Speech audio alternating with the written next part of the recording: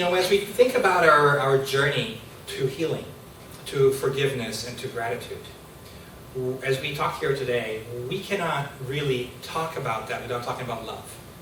Love is fundamentally the force that drives us forward, that really teaches us and helps us grow.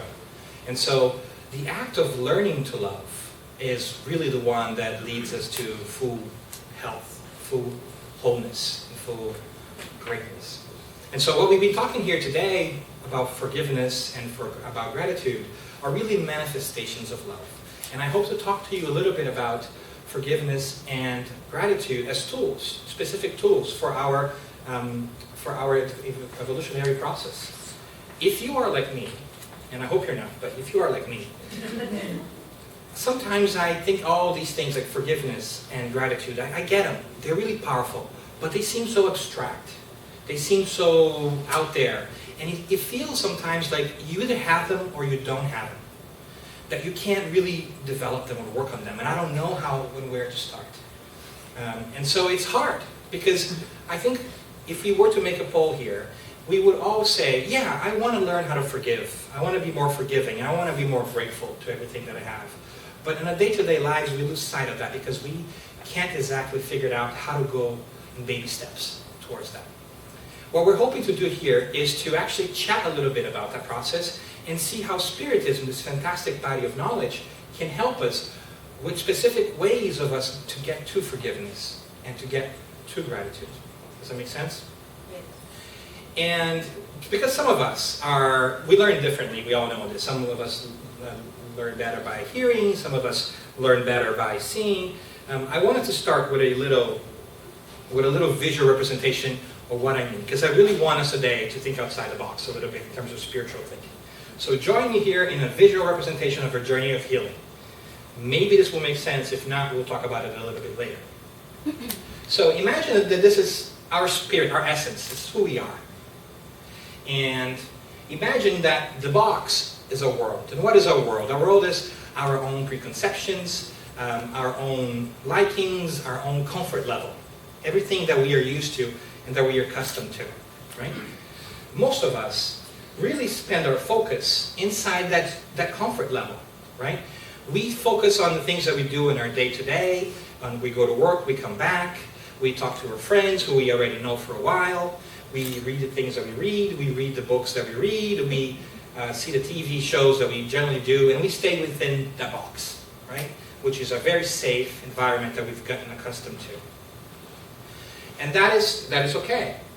But what we're proposing today and inviting everybody to consider is to really go outside of the box, is to have our spiritual selves, our essence of who we are, who still has to live in this world, right? We still have to live within our preconceived notions and deal with everything around us in the physical world.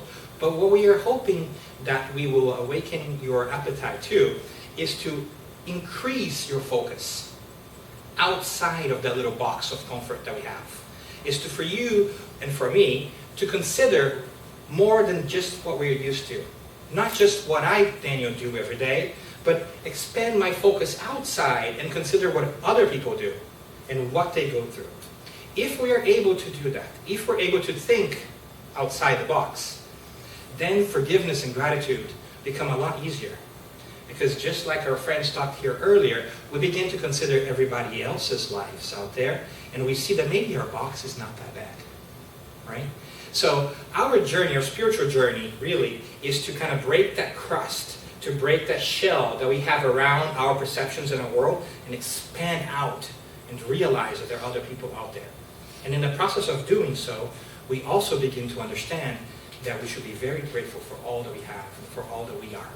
So hopefully that's what I'm trying to talk about today. And I hope that makes sense for now. But hold on to that thought, because we want you to think outside the box. Okay? All right. So, okay, but can we learn to love? How do we do that journey? If we're just saying that the journey of going outside is really based on the love, can one learn to love? We generally are not really taught that we can learn to love. But yes, we can practice and learn to love. We can grow in understanding and practice of love by our sheer will and sheer exercise. The Spirits tell us so, and we're going to see how and what they mean. But so let's get into love, so kind of basically understand what is it that we are hoping to talk about today. We're hoping to talk about some really practical tools, methods and tools that you can use, that you can remind yourself of in a day-to-day practice, so that you can grow in forgiveness and in gratitude. We also want to talk about how you practice, how you use those tools on a day-to-day to make it more palpable for you to exercise them in your day-to-day. And we also want to understand the physical component. There's some energy related to this that we've been talking about. Heather breached this topic earlier about all of this. We want to talk a little bit more about that as well. And we want to remember that love, forgiveness, and gratitude are possible, and that they can be exercised as if they were a muscle. So these are my goals today. Hopefully we can get that across. If I'm not able to explain that very well, I'll ask for your forgiveness. And I'll be very grateful if you forgive me. But even if we do that, I would say, just don't trust me. Go back into the basic books of Spiritism who have this detailed, who can explain that to us very well. And we also hope to see some examples of how Jesus, this teacher, this wonderful teacher of ours, one of the most wonderful teacher we've had, how he lived these precepts and how he put that in action, so that we can have some comparisons. And hopefully we can talk about some of our personal examples in our daily lives too, to make it more meaningful. So far so good? Okay. All right. So let's start with forgiveness. Let's start with forgiveness because it's probably one of the things that we could use and exercise every day. And so how does one go about forgiving? Well, I was also searching for an answer, and I came across a wonderful couple of texts in the Spiritist doctrine and in Spiritism that really changed the way I looked at it. That's why I think it's so great to have these Spiritist books, this vast body of knowledge that were compiled together, because we can find wonderful things, and sometimes one sentence or two of the books really change our minds. And in the Gospels explained by Spiritism, which I like to call Gabe's, Gospels explained by Spiritism, my friend Gabe's, and chapter 10 has some great passages about charity, which is love in action, right? And the Spirit's book also has a wonderful question, one of my favorite questions of the Spirit's book, which is question 886, in which Kardec asks the good spirits, what is the true meaning of the word charity, which is love in action, as Jesus understood it? And I find this very interesting because it's not, what is the meaning of charity as you spirits understand it? Is help us understand how Jesus meant it, which raises the bar a little bit, right? And it's a very short answer that's really powerful and it kind of stuck with me. And the spirits reply, benevolence toward everyone, that's number one. Indulgence toward the imperfections of others, and forgiveness for offenses. And that really got to me, because it was so powerful. I almost was angry, because sometimes they explain things so well, it makes me angry, right? Because like you struggle with that, and all of a sudden they come in with one sentence, you're like, oh! Right? But what I found really interesting here was they are very wise and very meaningful in what they do. And so I start asking myself, why is it that benevolence comes first and not indulgence and not forgiveness? So I began to realize that the way I look at it, that they have a certain method, a certain meaning to the way to do. And the reason why they were proposing benevolence, indulgence, and forgiveness in this order is because it made sense and it was a part of a process. So what I want to do with you is to look at that road to love through these steps.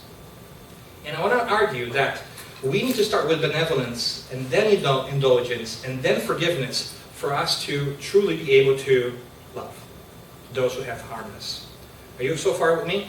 Yes. So I want to take some time to talk about these three things, benevolence, indulgence, and forgiveness. Then we will arrive a little bit of love, and we'll bring gratitude into it and see if that makes sense to all of us. And if by any chance you sleep through the process, we still have coffee back there. Just want to let you know. I may or may not have bribed the people here to bring more coffee to make sure you didn't sleep. But let's start with benevolence along our road to self-discovery in this journey of healing. So what is benevolence? Fancy words, for things. Well, the dictionary tells us that the word benevolence comes from the 1400s, late Middle English, And it's a compound of words from the Latin benevolent, which it's a mixture of bene and vol, wish. So what the dictionary really tells us that benevolence is to wish well. Right? And I find it fascinating that the path to forgiveness begins with wanting to, with simply wishing to do it, to wish well. That's all it takes to start it. It's a fundamental and necessary step, because oftentimes we'll notice that we're not willing. We don't want to. And if we are not willing and we don't want to, there is no way we're ever going to get there. The first necessary step, the Spirits tell us, is to wish well. Now, how can we do it? Well, there's a beautiful passage in the Gospel, in the New Testament, from Luke chapter 6, in which Jesus tells us, if you love only those who love you, your reward you have, what reward will you have, since even sinners, since even those who make mistakes like us, also love those who love them. And if you do good only to those who do good to you, what reward will you have, since even sinners do the same? But as for you, love your enemies, do good to all, and lend without expecting anything, and then your reward will be very great, and you will be the children of the Most High, who is good to ingrates and even the wicked. Thus, be full of mercy, just as your God is full of mercy. And it's a really powerful psychological piece, right? It's easy for us to wish well and to love those who love us. It's almost a responsibility of sorts. What is really hard is for us to love and send our best to those who don't wish the same back to us. And that we kind of already feel, right? We know that when we run into people that we've had problems in the past, we don't even think about them, right? If we could press a button and make them disappear, we would, right? If we could vote them off the island, we would, right? But that's the great challenge. That's where the reward comes from. Because God loves us even when we make mistakes, so we must also do the same with others. But how can we get there? Well, wishing well, if wishing well is the start, we know that we have a great tool that we learn about. We can just send people good thoughts. We don't have to be near them to wish them well. It's important. It's very important. This is very important. The process can start at a distance. The person doesn't have to be there. If you were harmed or wronged by somebody, maybe you were in a relationship, you felt betrayed, or somebody left you for somebody else and you didn't feel great about it, or maybe you had some event at work where somebody got a promotion over you for reasons that maybe they weren't very nice, right? You don't have to be in front of that person to wish that person well. You can do that from the safety of your home. You can be away. But it's important that you do it, right? That you do send that thought to that person, because we know that our thoughts are energy. We've learned that before. And that energy hits the target. So the beginning of the forgiving process is the sending of well wishes. And what better way when we are struggling, because sometimes we don't want to do that ourselves, to do that through prayer. Because through prayer, we also count on the support of our mentors and guides who are way wiser than we are. And they can help us overcome that tendency that we have and make it easier for us to send good thoughts to somebody else. And when we do that, what we are doing is we are practicing expansion from that little circle that we are in. Because when we are hurt, we just focus in our little box, in our little world, and we don't see outside of it. And we get stuck there. And that energy, as Heather was describing, right, stays with us, and it harms us inside. And we need to break away from that. We need to expand our focus. And the way to expand that focus is through thought, is through prayer, is through sending that energy outside of our little box. Is sending it out into somebody else's box. So our challenge here is to practice expanding our focus outside of ourselves by sending well wishes. If we're able to do this, a physical thing happens here, energetically speaking. We start to break down these energies that we've kept, this resentment that is within ourselves because we feel wronged or hurt. Once we are focusing that energy outside of ourselves, we are no longer focusing just in ourselves.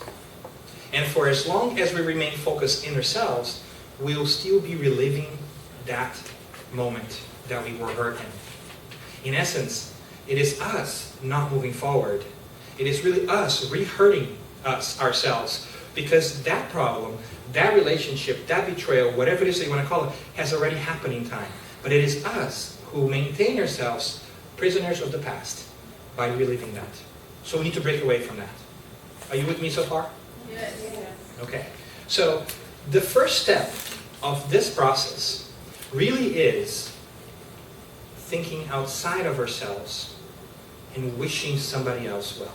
If it's that person that betrayed us, right? Or if that coworker that we don't have a trouble with, at night, we can persistently send them good thoughts and send prayers. It's not just one time, people, right? Let's be honest here. We all know ourselves. We wish it would be tomorrow, right? We wish we could press that button and make it okay. But it's consistent over time. We need to do it over and over through repetition. That's why we have reincarnation. Through repetition, we learn and we grow. So over time, as we go down the road of love, we find ourselves starting with benevolence, with wishing somebody else well. Let's say that we've done that. And if we've done that, we will start to feel that when we think about the person, we don't have those feelings as strongly as we did before. We'll begin to understand, oh, it's getting a little better. I don't feel as much animosity towards them as I felt before. Then we're ready to move to step number 2. And that's what the spirits in the question 886 describe as indulgence. But what is indulgence? Well, the dictionary is kind of hard to read, but basically, the dictionary tells us is not punishing people for what they've done. And in a certain way, then, it is tolerance and kindness. And we talked about tolerance just before here with Heather, is being okay with everybody else's choices, even if you don't like them. And understanding that is their choice, not ours, right? So we kind of graduate a little bit from just wishing them well at a distance. And now that we've done that, we can be closer to them, and we have to learn how to live with them and be tolerant of their actions on a day-to-day, right? What kind of example do we have? Well, we have a beautiful passage, one of our favorite passages, chapter 8 of John in the New Testament, right? We all know the story where people are going to cast stones at the adulterous woman. And Jesus approaches and says to everybody, "He who is without sin, cast the first stone." And lo and behold, all people disappear and go away. But the interesting thing here is, and something that Heather touched upon, is just because we're forgiving somebody or letting them off the hook, so to say, we're not condoning the act. We're not saying that's okay. And Jesus also gives us an example of that, because after everybody leaves, Jesus says, "Woman, where are your accusers?" And she says, "Sir, Lord, they have gone." And then he says, "So they have not condemned you. I will not condemn you either." But then he says, "Go and sin no more." Right? So there's an important piece of the teaching, which is, nobody's going to judge you, but don't do this again. Now you know better. Right? This is kind of our moral imperative. And so, when we are being tolerant and kind to somebody else, we are using ourselves as a moral yardstick. We are no longer judging them for the acts that they have done. We are being kind and understanding as to how they are, who they are, and what choices they make. We cannot control who they are. We can't even control who we are, much less who they are. We work on what we can control, and that's kind of us, not even really totally us. It is not for us to control other people. We can't make that person that left us in a relationship come back to us. We can't force them to do that. We can't force other people to give them their jobs to us if they got a job over us, right? We have to understand that. Sometimes we want to really bad, but we can only control ourselves, and free will is at stake here. We respect everybody else. And so, a funny thing should happen here when we talk about judgment, which is, if we are passing judgment on others, we are literally psychologically saying that we are better than they are. Because we cannot judge other people if we make those same mistakes. That would be hypocritical of us. So if you are rude to people, you cannot complain about other people being rude to other people, because you do the same, right? The ancient philosopher Protagoras says, man is the measure of all things. So you are the measure of the world around you to a certain extent, right? So you have to look at your moral yardstick and say, before I point my finger at somebody else, do I do that? Do I do something similar to that? If I do, then I cannot say anything about it, because I don't want other people to say that to me. I don't have the moral standing to really say, hey, that's not how you do it, right? And so we need to make that journey inwards to ourselves to be cognizant of that fact and think about the fact that we need to use our own moral yardstick, our own conscience described in question 621, where the laws of the divine live, right? That our friend Manuel talked about before. We need to make that inner trip and to ask ourselves if I really have the authority here to pass judgment on anything. Funny enough, chances are we're going to discover that we often do not. And by often, I'm being kind. We never, really. Because we've probably done something worse, right? And so, if that's our tool, to remind ourselves of the yardstick, our practice here is to test that expansion that we did before. Remember how in benevolence we were testing how if we could expand our thoughts outside our box? Well, now, we're going to see if that really worked, right? Because we were sending that thought out to the person, now we're going to be close to that person and living and interacting with that person. And this is when we're really going to find out if the practice that we did there is going to hold, right? Because now that we're in contact, if we withdraw back into our little box, we're going to feel that pain again. We need to see whether that expansion that we did with our thoughts and our minds and our energy was enough to start breaking that energy away for us to be positive about it and interacting with that person. And so if we do that, we are also going to be preventing this new anger and frustration and resentment from building up, right? Because sometimes we feel that we're okay, but then we get closer to that person and we live with them and they say things that rub us the wrong way, and all of a sudden they spill a little bit of like coffee on the table and you go off on them, right? Because that was building inside you, because we really weren't getting out of a box before. And sometimes we kind of lie to ourselves and we say, oh no, I've forgiven them, right? But we harbor that resentment inside us. Until we are able to deal with that, we haven't really forgiven. We, though, can be indulgent and say, okay, I'm not going to let more pile into my pile of bad energy here, right? I'm going to try to break some away, but at the same time, I'm not going to add to it anymore. And that's kind of indulgence. Indulgence is when we learn to put in practice all of that which we were talking about in benevolence. Are you with me so far? Okay. So if we are able to be tolerant and kind to other people, by now, if in benevolence we were far away, sending good thoughts and kind of preparing ourselves for it, in indulgence, we put it to the test by interacting with that person day to day and seeing if we can really be tolerant and respectful of their free will, right? We don't have to live in 24/7, people. Let's be clear about this, right? You don't have to go over there and hit yourself with a whip, right? To know that's not a good thing. So go little by little. We have time, but we need to work on it.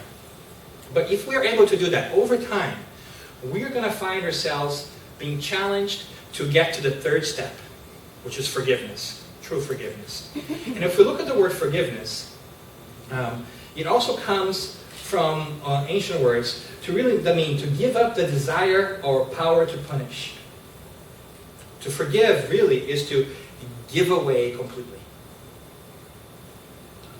Right? And the words that we find here, let's see if I can find it for you, it's kind of small, right?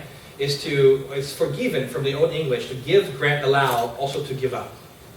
So, forgiving is not just an act of saying I've forgiven you. It's to really giving away completely that frustration, that anger that we have. It's the forgetfulness of the self. Is expanding outside the box of ours. So now that we see the other world, we're no longer thinking about just what's in our box. We're seeing the whole world out there and realizing that you too have a box, and that you too were in the process of trying to be happier and better. And in that process, maybe you rubbed me the wrong way. But I'm no longer just thinking about me and how it's horrible to be me and how I'm the worst person in the world because I was wronged by you and I'm such a nice guy and you're so evil and why did you do that to me, right? And you suck, right? That's not it. By this point in time, we've already learned to expand, and we're thinking outside of the box, and we're forgetting just ourselves. We are letting go of the resentment that we have inside, because we begin to understand that for as long as we hold that resentment in, we are chaining ourselves to the past. And it's not the people who hurt us who are chaining us to the past. It is us voluntarily chaining us to that moment.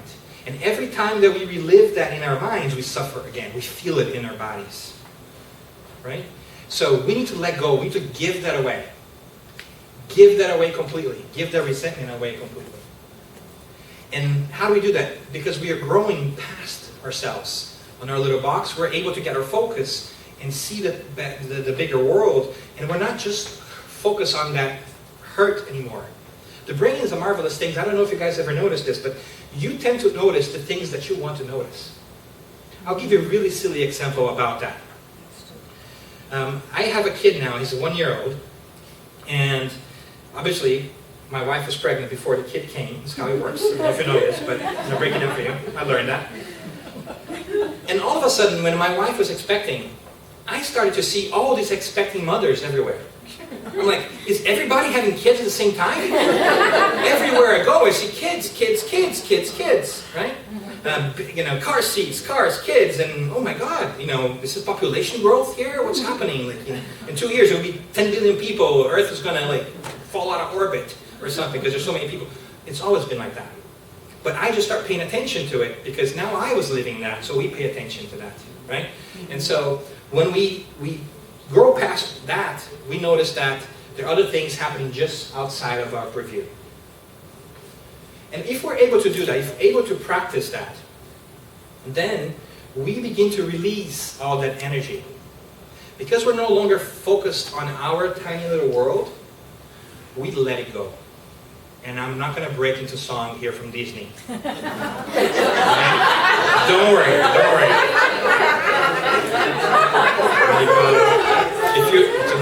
If you have kids, you know what I'm talking about. Right? And that little song follows you wherever you go. You've heard it once, it's catchy, let me tell you. I hope they never put that on hold music anywhere, because that would be bad. It would be the whole day. But we have to let it go. We have to let it go. The only person holding us back is ourselves. We have to let it go. If we want to forgive, we have to let it go. Forgiveness is not for other people. Forgiveness is always for us. We are the ones that want forgiveness because we are the ones that want to release that into our past and move forward. We need to do that because otherwise we're going to be living in the past. We're going to be driving the car forward but looking in the rear view mirror. It's not a good recipe for success. You won't get where you want to go if you keep looking at the rear view mirror all the time. Right? So forgiveness is a very important piece because it allows us to, on the energy level, break it away. And when we are able to break that energy away and get out of that shell, we are a whole new person. It's really hard. I'm not saying it's easy. Right? But it's really, really important and really needed. And I'm always reminded of a beautiful example that really touches my heart, which is that of, you probably heard the story of a little kid that finds a cocoon on the floor. And there's a caterpillar inside the cocoon. And the caterpillar is moving around and it's become a butterfly now. And it's trying to break out of the cocoon. And the kid is enthralled by the caterpillar. And he says, I'm going to help this caterpillar. She's trying to break out. And he goes and he cuts the caterpillar, the cocoon up so that the caterpillar can fly away. And then the butterfly comes out. But guess what happens? The butterfly can't fly. Because it is the act of breaking out of the cocoon that helps the butterfly drain all the liquids from its wings to be able to fly. So by releasing the butterfly too early, by not letting the butterfly struggle with the breaking out of the cocoon, the butterfly now is unable to survive. So we are the butterfly people. We need to go through this difficult process sometimes because we are exercising our own energies, our own abilities to be able to fly later. And that's very important because while we are in the thick of it, it's very hard for us to consider that. We just want to break out of that cocoon and we're knocking and saying, somebody cut me out of here. But as we saw, God does not punish us. God is a loving God. It educates us. It gives us the opportunities, the challenges that we have, so that we can strengthen our own wings to be able to fly. So when we are able to finally give away completely all this resentment, we have taken a fantastic journey down the forgiveness path. We are now able to send our thoughts, their good thoughts to people. We are now able to live with them and tolerate them just the way they are. And we have been able to move away and give from all the hurt that we've had because we know it doesn't benefit us. When we get to that point, we are really close to love. And I'm not just talking love of forgiveness here, because if you're able to go the path of forgiveness, you can go through the paths of love. If you're able to send your best to people, be tolerant with people, and not take the resentment in, that is a great step towards love. We're almost there. And love was very, very well shown to us by our teacher Jesus here on earth.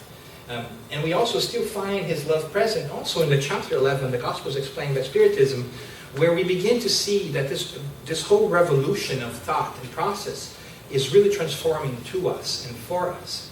In chapter 11, a protector spirit says that you be correct, however, in stating that people are meant to be happy in this world if they would seek happiness not in material pleasures, but in the good. The history of Christianity tells of martyrs who went joyfully to their death.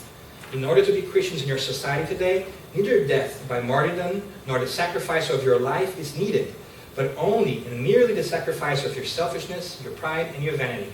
You shall triumph if charity inspires you, and if your faith upholds you. All of that to say that happiness is not of this world. We heard that. But happiness can be in this world. We can be happy here. We should be happy here. We should strive to bring happiness in this world. We should not focus just on suffering and pain and do pain Olympics that we all talk about, right? That we talked about before, where, oh, I have a hurt foot. And you go, oh, I have a hurt foot and a knee. And then your cousin says, well, I had a hurt foot and a knee and an elbow. And we engage in, have you noticed that? Sometimes we compete about who's more painful or who's hurting the most. Why are we doing that? Why are we doing that? And sometimes people say, oh, life is suffering. Life is pain. Suffering, I like to say, is optional. Yeah. It's how you face that pain. Are you going to continue to generate that cycle of resentment and being attached to it? Or are you going to say, cause and effect happened here. I'm going to take from it. I'm going to move on. And I'm going to choose happiness. Because we can be happy. And when we start looking at that, we make this fantastic mental shift in our minds where we decide to look forward to being happy as opposed to looking back to what has ailed or hurt us. And let's be honest, if we look back, we're going to find more things that have hurt us or the things that we have done that are bad than good ones. Because we have also learned that the spirit is always in evolution, right? Our good spirits tell us that eventually we will be like Christ. We will be that great. We'll be happy. But chances are, the more that we look back, the less flattering things we're going to see for ourselves. So, what would you rather concentrate? On now the dark past that you have, or in the future, the beautiful future that you have ahead of you? Well, Christ came here to teach us exactly that. To focus on the ahead. Not only in the physical life, over here, but that could be afterwards. You are God's, he said. All those things that I do, you too shall be able to do, and many more. He came us with a message of hope and love to let us know that even if we're suffering right now, we don't have to be tomorrow. That we can work on it. That we can take it on our own hands and our own responsibilities and decide how we deal with it. If you are struggling with a relationship today, struggling in forgiving somebody, good news. It is in our hands to be able to change that. We might not be able to change it tomorrow right away. Maybe not next Monday or Tuesday. But if we stick with it, we'll be able to exercise that love to grow in understanding. Love can be practiced. Lavish others with your love. The Spirit Joanna de Angelis tells us that love is one of the only things that the more you give, the more you have. So it can be practiced, whether it's forgiveness or whether it's gratitude, which is both a manifestation of love.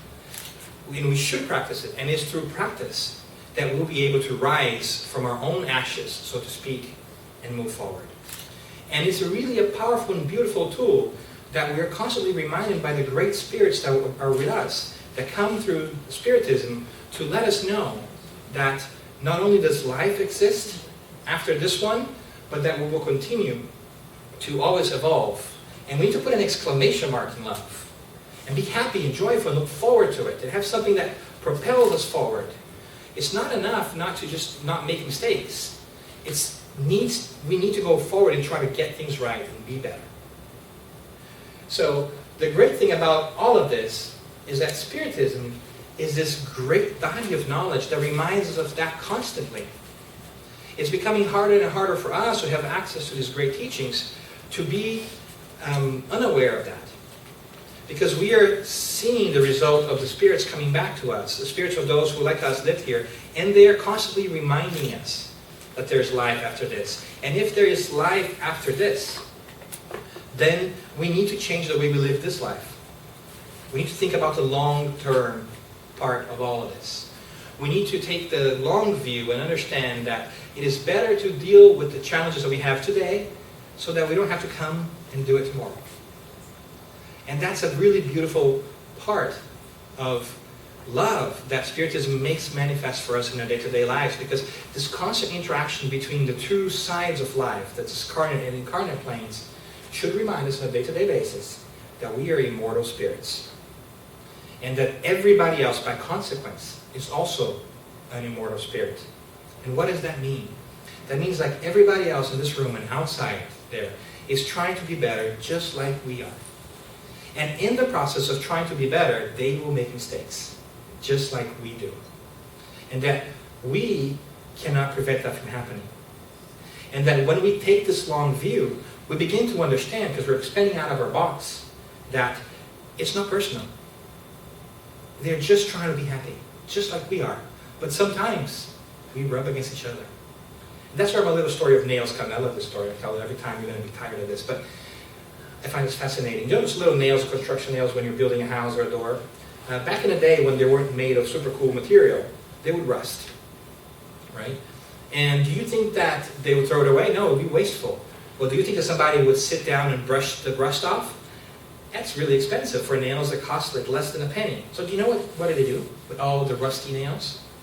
Somebody had a brilliant idea of putting all the rusty nails in a big vat, like in a big container, in a big box, and shaking it.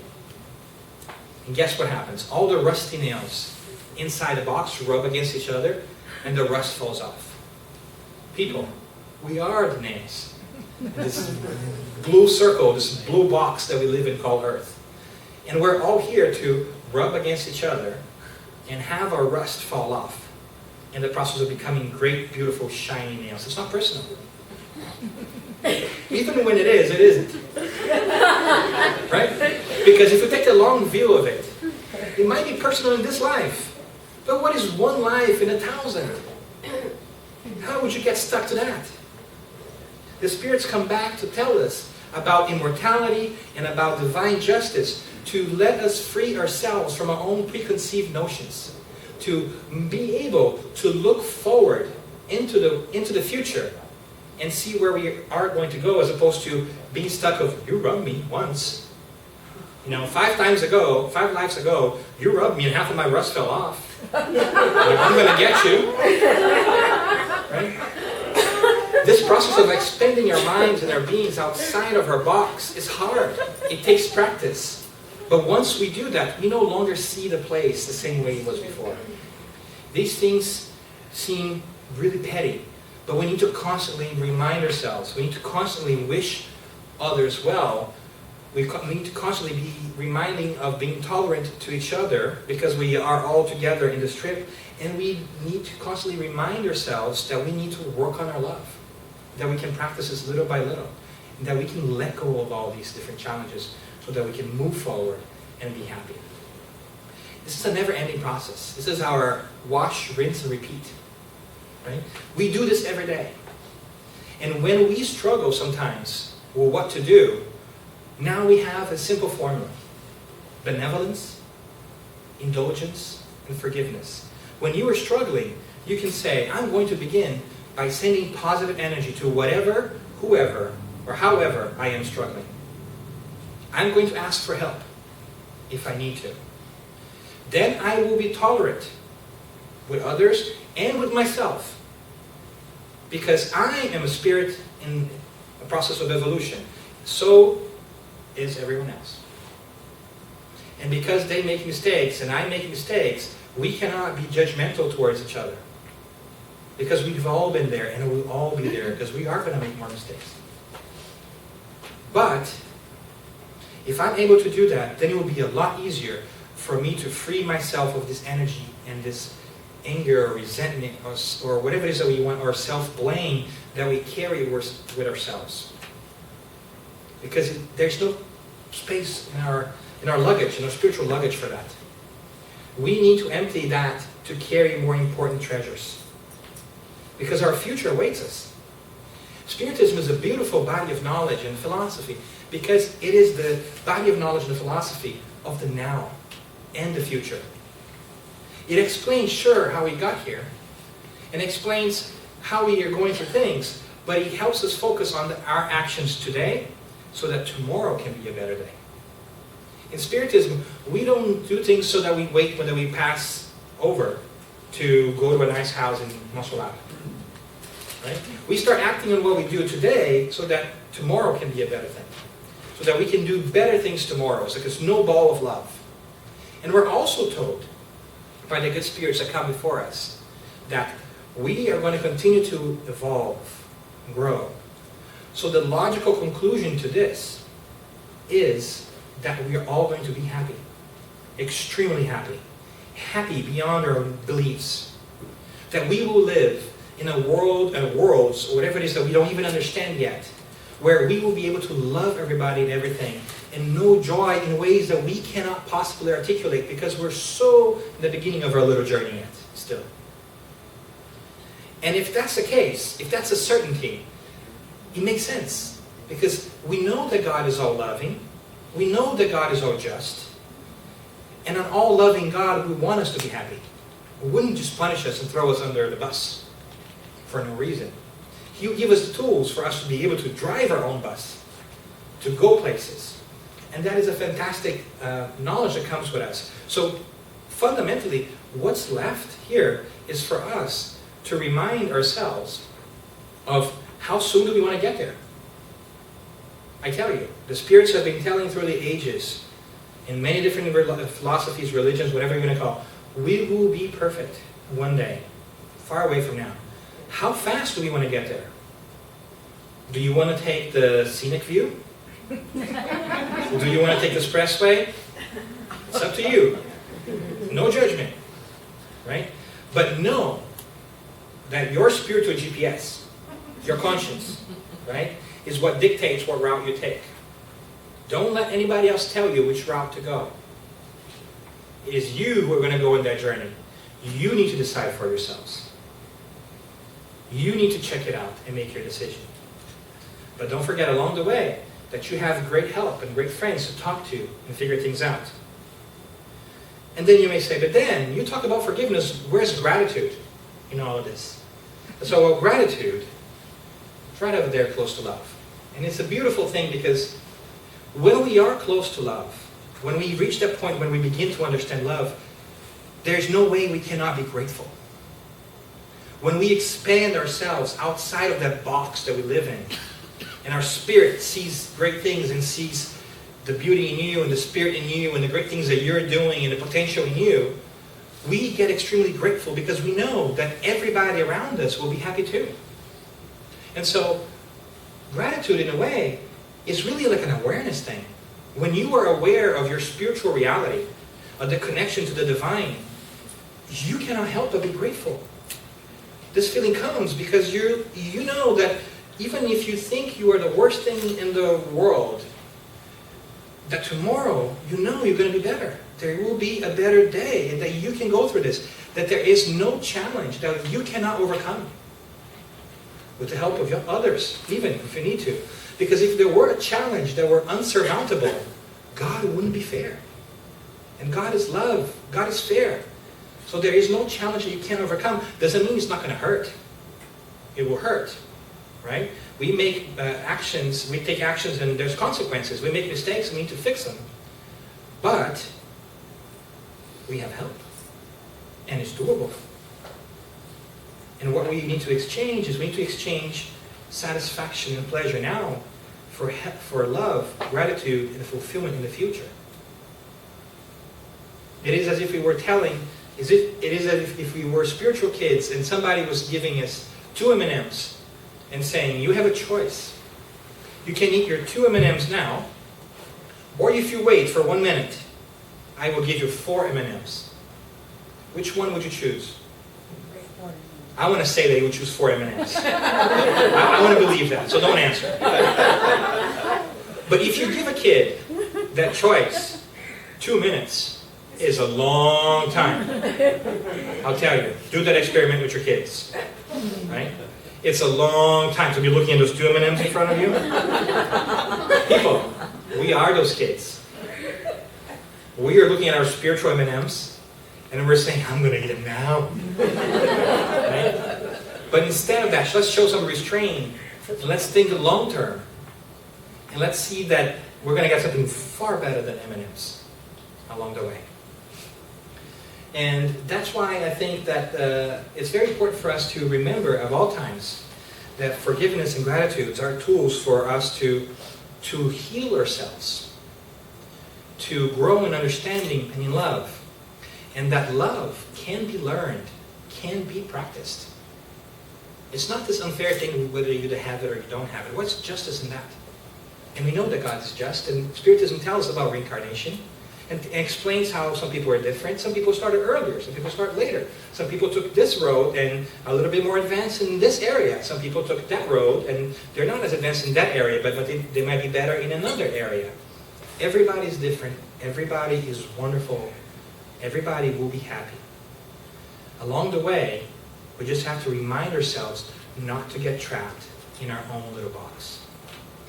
Because if we get trapped in our own little box, all that we see is our pain and suffering. And we'll blame everybody else. And that will make a difference because nobody else will take that pain away from us. It is us that have to will ourselves out of that place. And how can we do it? We can forgive ourselves for whatever acts we have done and just start by the fundamental steps that the spirits have told us. We just have to want to. Do you want to? If you want to, you can. It might take some time, but that's a necessary step. And if you're tolerant and patient along the way, then you're making great strides to a point where we reach completely independence from our ego and become our true self, our true spiritual self. We shed all that unnecessary energy and all that resentment that we have and become true spirits fulfilling our potential. And what a wonderful day it will be. And that can never happen without all of us getting there. Because once we start to love, the happiness of others is important to us. So let's make a pact with each other. Let's go together. Let's do it now. Let's start tomorrow. What is the alternative? To delay? You're going to have to do it anyways. Let's do it now. Let's get there faster.